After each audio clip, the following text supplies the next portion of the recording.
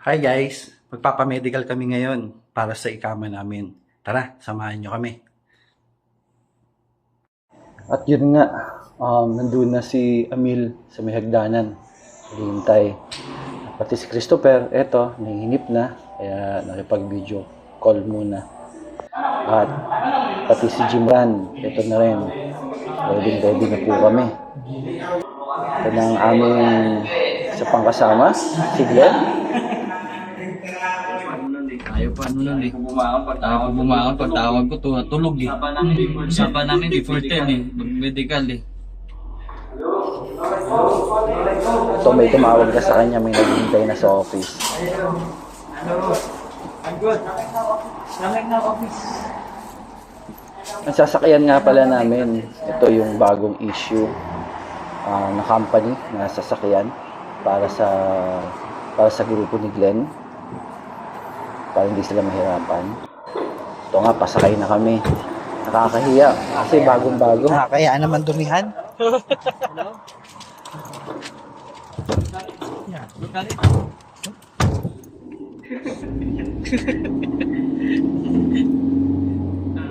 Ano pa pinangpahay dito? Ito, si Kuyang Pakistani. Ang sarap ng pagbabay. At nandito na kami sa labas ng isa sa mga kulungan dito sa Hupuk, Saudi Arabia. Napakahigpit yan. Gwardyado.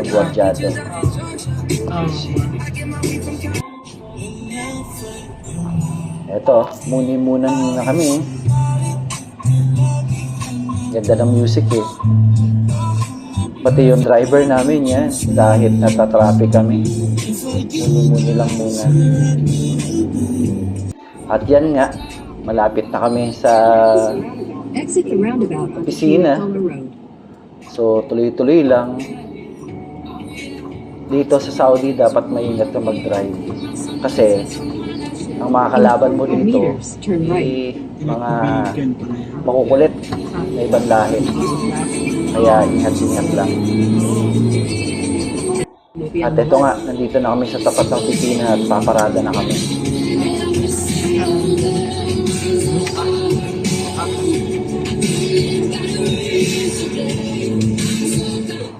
At pababa na ang sasakyan. Ito po ang opisina namin. Yan po yung shop na pinakita ko doon sa last vlog ko. At welcome to DRS company here in Saudi Arabia. So, ito ang office. Dito muna kami magpapahinga habang hinihintay namin yung oras ng punta namin sa clinic. At ito nga, akala ni Christopher, Naka-selfie ako. siya ang binibidyoan ko, pero naka-selfie pala ako. Ayan, papunta muna si Glenn doon sa site visit nila. Titignan nila yung project. Sige lang. Yung next project nila. A few moments later. At ayun nga, umalis sila Glenn dahil pumunta nga doon sa site. And then, sinundo kami ni Adele doon sa opisina para ihatid doon sa clinic. At siya rin yung magpa-process ng mga kailangan namin para sa check-up. Ito nga, pababa na kami ng sasakyan. Napunta doon sa clinic. Yan yung clinic po. Dito rin po yan sa Hupuk. At ito si Albert. Abang hinihintay namin At sila, si may Christopher, schedule, sabi ni Adele. sinundo ni Adele.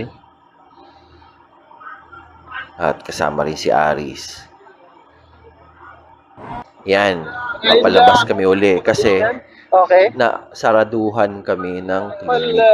Good. Ang sabi, Okay. alas 10 daw magsisimula yung check-up. Go your Pero yun room. pala hanggang Okay. alas 10 lang ang cut-off.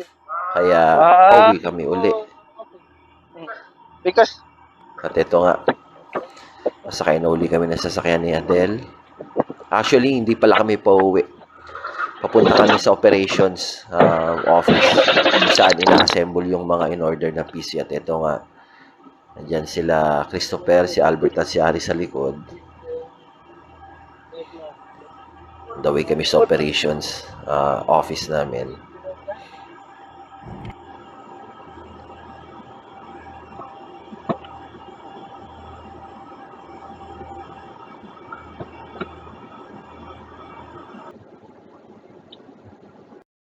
At ayan, dumating na kami dito sa Operations and Assembly Office, building namin. Oops, baka tumama yun. So, babalik kami ng 4 o'clock. 4 o'clock. Kasi doon daw uli sila tatanggap ng pasyente para sa check-up. Yan. Wala tayo access. Ito yung back entrance ng Operations and Assembly Building Office Bakit? namin dito sa Hupok.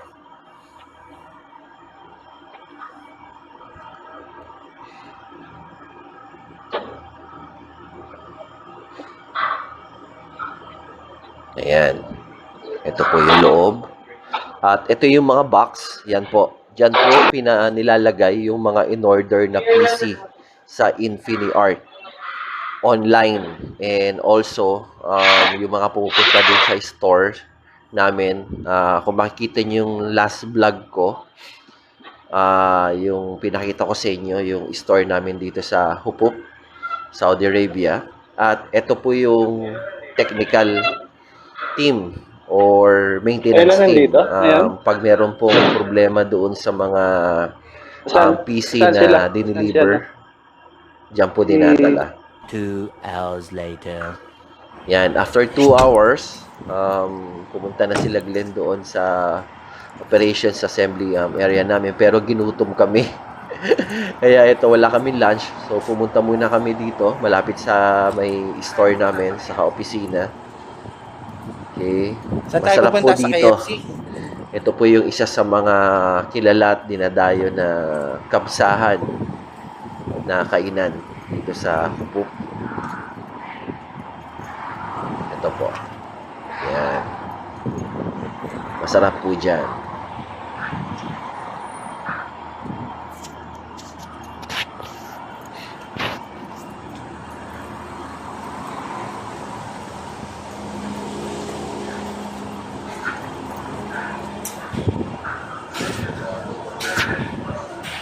Yan, order na po kami. Iba po yung counter ng dine-in at iba po yung counter ng take-out. Actually, tawag nila dito is take-away.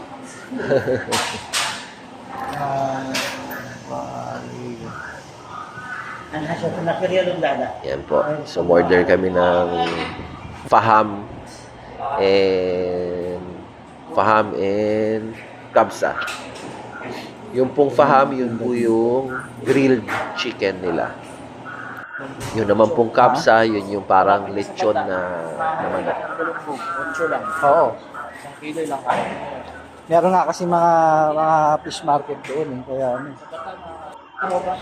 Ayan. So, hinihintay po namin yung order namin dito. Ayan, selfie muna habang pinapakita ko po yung paligid. At ito na nga, kinukuha ko na yung order.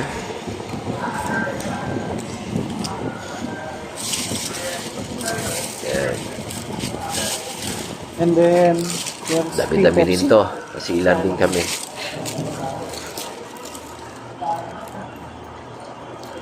Dito po yan. Ang pangalan po ng store is itong kainan ni Sama.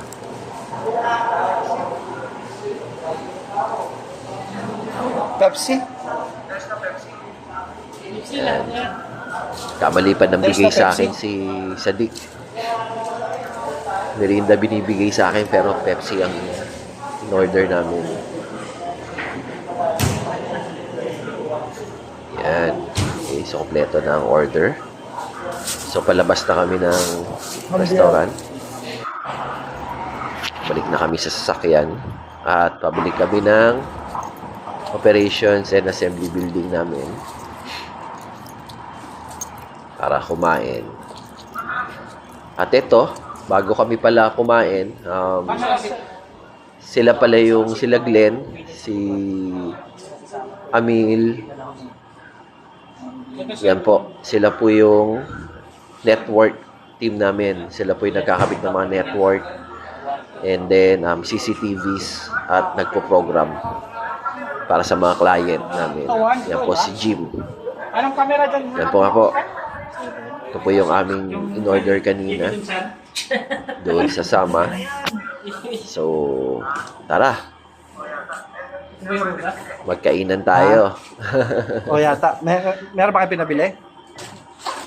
Ito ang isa sa mga Yan, baka paborito namin dito sa Saudi. Hindi wala kay Isa sa mga sikat at kilalang pagkain ng Saudi, ng mga Arabo dito sa Saudi.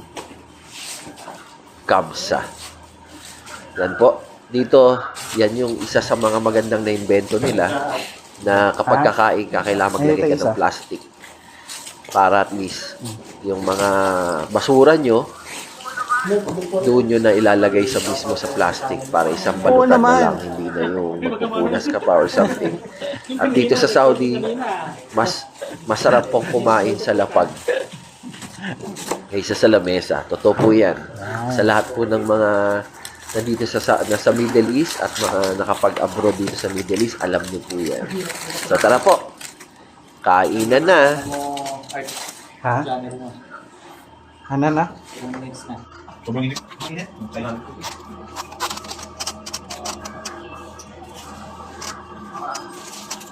At ayan nga po, kain lang kami ng kain. Kasi mamaya, meron kami medical. Yun nga pala, mali pala. Bakit pala kami kumain? Meron nga pala kami medical pala mamaya. Pero okay lang. Para naman sa ikama naman namin yun. Ang importante lang naman kasi sa medical dito sa Middle East, lalo na dito sa Saudi, is yung dugo and x-ray. Yan po yung importante na tinitingnan nila sa medical mo. Yung dugo at x-ray. Kaya okay lang. At least makita lang nila na sa dugo mo is wala kang sakit. Okay, na nakakahawa or delikado na makakapekto sa trabaho mo. At sa x-ray naman po, kailangan is wala silang makikita na, alam nyo na, yung mga spotting or yung may hirapan ka sa trabaho mo or maapektuhan mo din pati at trabaho. So, abang nagkakainan kami dito, kami nagkukwentuhan ng mga kasama ko. Kaya, sarap talaga pag sama-sama kayong nagkakainan.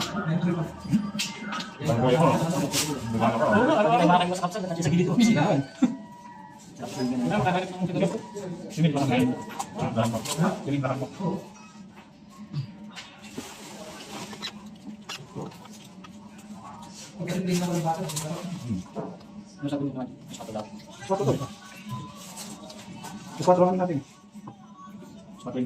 Oo, iswatro lang natin. Gaya lang hanggang mo.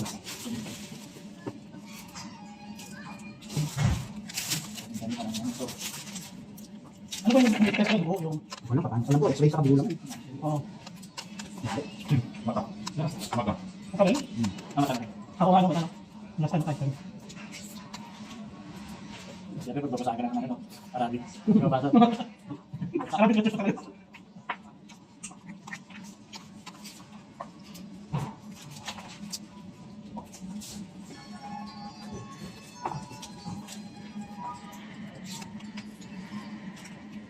Kung dugo lang, bebe, dugo sana. Ha? Atang nila, bebe, dugo. Dugo. Tanda. Hindi na tayo mag-iis mag-iis doon sa tao. Huwag na tayo mag-iis mag-iis sa tao. Hindi na tayo mag-iis. Oo, pwede mo tayo dyan. Baka kami sa tao mag-iis. Wala yung pala dito, kami gagawin bukas. Pero kami nalagyan, tutulungan ko dyan. Ako muna kayo niya bukas. Pabulit. Lalagyan kami ng sapato dito sa amin. Lalagyan ng mga gamit. Para pag may gawa kami, nagdala na dito. Kami naman, ang pako naman namin malayo doon sa warehouse. May iwas na nilagay dun eh, sa kapal. Sabi naman doon sa warehouse, layo nun. Parang kasing layo nung sa klinik na ginagawa namin.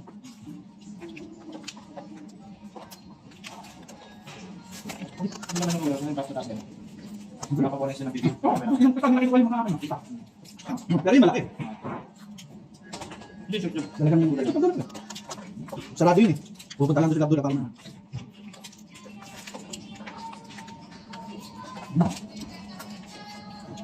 Bert, nagkapit dito. Best check. Ano schedule natin sa, diba? Dalawang tao, isang araw. May isang pula tayo, diba? Hindi tayo na naman. Sama yung Tayo na. masarap. Hindi tayo na. Kunti naman tayo. Kunti naman tayo. Pero mas madali ano eh. Pag nagawa tayo ng ano, higit sa gripo. Kasi kagabi, kaya ako tagalan, dahil higit ako ng higit eh. Gripo. Gusto yung gripo eh. Di ba? Wala ko sa gripo na lang, post na lang. Tingin tayo na alam Sa tayo relax ng kapag ano na yun. host yan. Yung kinoconnect, pero kinoconnect lang. Pwede mo tanggalin. Kahit yung mo, lahat nilakasan mo. Kasi kami meron sa mga katabing mga nakasuwar na electrical lang yun. Fine, bye. Hit.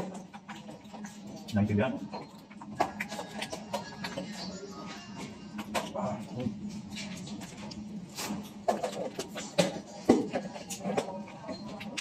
Di ba, so, Ano ba?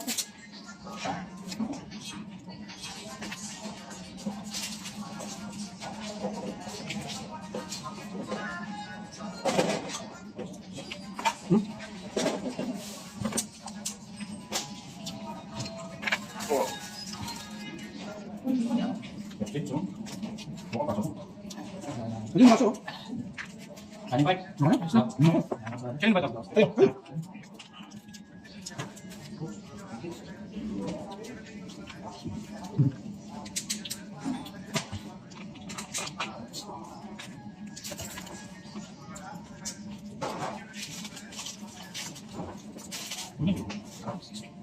Kasi nga rin ako yung bibili.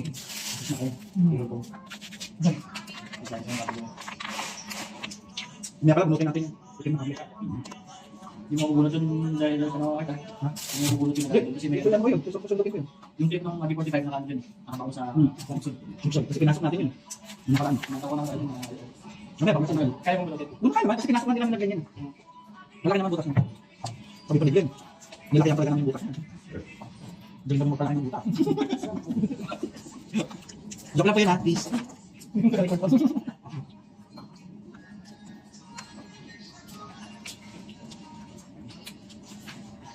Ayaw mo yung mga vlogger, no? Yung mga, di ba kayo mga bata, galaw-galaw lang, tapos nag-imising-imisan. Yun lang, nakita lang sa YouTube. Hindi na dyan ng laro-laruan ng kanilang mga... Okay, wala. Ano pa lang to? Saan tayo mga unboxing. Oo, maximum. Unboxing therapy, si Makayo sa babae na yung pinaka-mother ng YouTube. Unboxing. Parang mag-asasalit sila doon. Di mo alam kung saan di mo alam kung saan Mga gadgets sa bago. Kasi pinapanood tayo, makikita namin ni Mrs. yung food vlogger. Si Mark Wings, ha? Puti, sponsor na rin talaga punta niya kahit sa ibang bansa.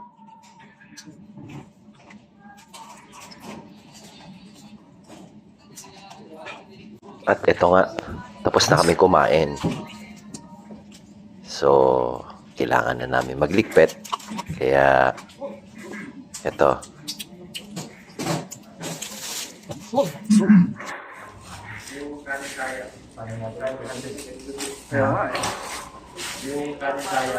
Yun yung sinasabi ko kanina na dito, kakain ka sa plastic.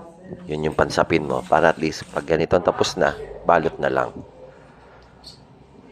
At ito rin nga, nandito kami ngayon sa isang monitoring room. Tapos ito, on the way na kami doon sa clinic kung saan kami magpapamedical. Nandito na kami sa sasakyan ni Adele at kasunod namin sila Glenn sa likuran. Kasi sabay-sabay na kaming lahat na magpapamedical.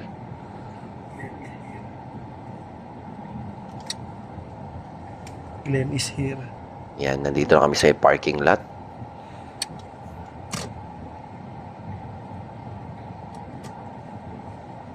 Naghahanap na kami ng papaparadahan. At ito, pababa na kami ng sasakyan. At balik dito sa clinic. At ito nga, si Glenn din walang maparkingan. Pero meron lang dyan sa tabi-tabi. At yun nga, nakapag-park na si Glenn. So, hinihintay na lang namin silang buwaba para sabay-sabay na kami papasok sa loob.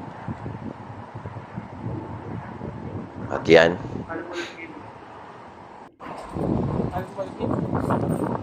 Nandito na kami sa loob ng clinic. At mag-aayos na rin lahat ng documents namin para medical na kami para sa aming ikama. So, paano po mga kababayan ko at mga subscriber? So, hanggang dito na muna po ulit. At hindi na po kami pwedeng mag-video sa loob dahil alam nyo naman, Middle East to. So hanggang sa muli, ito po ang inyong lingkod, Daddy Art, na muli nagpapaalam. Bye-bye!